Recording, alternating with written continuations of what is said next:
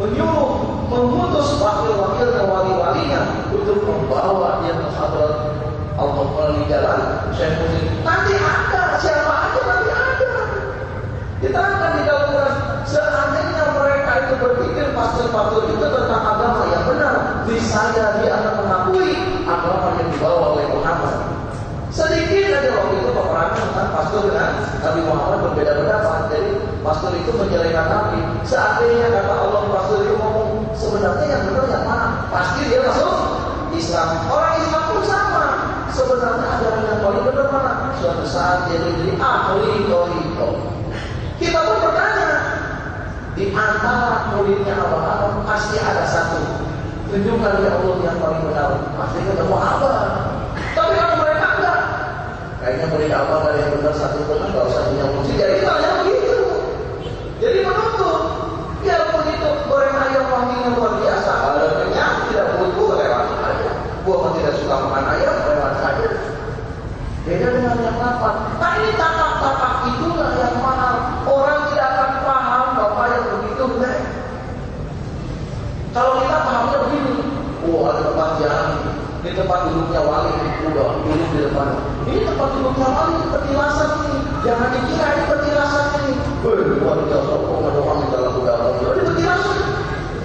Karena petilasan itu tempat takbir doa. Sekarang kalau saya kursi dulu, kamu bukan petilasan. Coba kita pikirkan. Kita kadang obsesinya dengan wali zaman dulu duduk di batu ini, doanya dikabul oleh Allah. Sedangkan saya kursi duduknya, tempat duduknya, apa itu bukan petilasan beliau? Bagaimana kalau Allah duduk di Amerika, kemudian Allah kabulkan doanya, dan beliau berdoa di situ untuk menolak semua bala dan menunjukkan ada petunjuk di situ, maka di situ menjadi karomah. Di mana orang-orang yang tidak mendapatkan petunjuk terpikir ingin mendapatkan petunjuk, terjadilah interaksi. Petilasan karomah menyatu dengan ruh, dan orangnya berdiri suatu saat, bukan sekarang.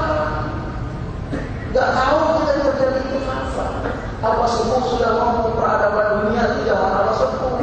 Abah-abah belum, zaman awal-awal sekarang. Seperti itu. Nanti musim yang berikutnya tidak tahu, kita tidak paham. Apa musim yang berapa nanti? Siapa tahu di Amerika terjadi kelompok iman yang lebih hebat daripada di sini. Kita tidak tahu. Di Thailand sudah ada, di mana di sudah ada. Itu perjalanan. Kalau bukan kita, siapa lagi? Itu abah yang mau, ya. Makanya abah sering doakan abah ya. Mikir-mikir doain abah sama abah. Ya, tapi kan abah bicara seperti itu, ya masalahnya sudah bacakan saja. Apa yang sholat istiadat sudah. Apa pantas doain abah? Pantas saja orang abah yang minta. Kalau nggak dijalankan, nggak pantas sama guru. Doain abah ya, amin abah. Saat isti'anah ya, amin abah. Sholat aja saya. Semoga abah diselamatkan. Apa salahnya? Sambil malu-malu dia minta ya, apa-apa orang disuruh. Ya Allah doain dulu saya yang sudah selamat. Ya sudah selamat. Yang sudah selamat. Selamatkan padahal dia sudah selamat. Selamatnya buat saya juga. Ya itu juga. Tidak apa-apa. Nggak disuruh namanya juga. Jangan disuruh jadi enggak apa-apa berdoa sudah selamat. Jangan seperti itu ikut, karena beliau bicara seperti itu. Jadi pahami bahwa ya hal yang begitu ya. Jadi sekali lagi saya hati-hati ya, jangan sampai mengajukan pertanyaan kepada diri kita sendiri, karena yang akan menjawab adalah saya. Tanyakan kepada yang ahli saja, yang paham saja, supaya kita mendapatkan petunjuk yang lurus dan yang benar. Karena itulah pentingnya sekusi yang hidup. Tadi saya bingung coba kalau saya bergurunya tidak ke awal, ada orang nanya, saya berangkat jangan bingung saya juga.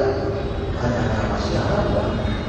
Kalau itu ke awal, jadi ke awal mereka, ayah naon yang dia apa ayah nanya, jangan halusinasi saya, nggak yakin. Tapi kalau ini ada dohirnya, bang saya jawab salam kan, itulah, dan lega saya, itulah. Benar itu alhamdulillah. Itulah pentingnya musik yang hidup. Jadi interaksi dengan jasmani. Jadi